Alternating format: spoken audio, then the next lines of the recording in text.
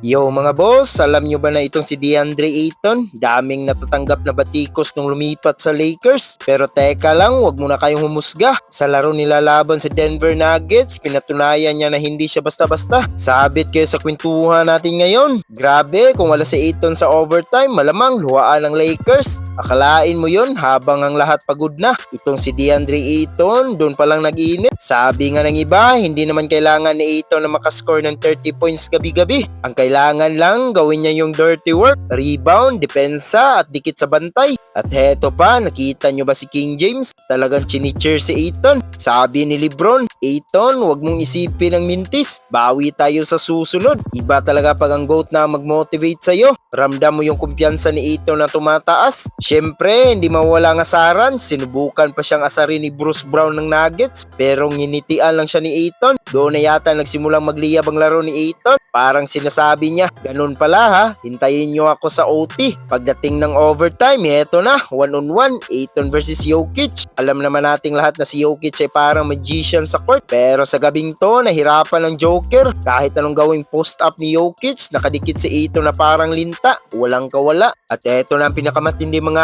idol, 30 seconds na lang sa orasan. Dikit ang laban, tinira ni Jokic, pero nilipad ni Ayton. Supalpal ang bola, kahit medyo nalimutan niyang saluhin yung bola pagkatapos. Yung depensa niya ang nagpanalo sa Lakers. Sa overtime, 1 out of 5 lang ang na-shoot ng Nuggets kapag si Ayton ng bantay. Isipin nyo yun, nilimitahan niya ang isang MVP. O ano sa tingin nyo mga idol? Bagay ba talaga si Ayton sa Lakers o tsamba lang to? Comment din sa baba, huwag kalimutan mag-like at subscribe para lagi kayong updated sa mga kwentuhan basketball. Hanggang sa muli, peace out!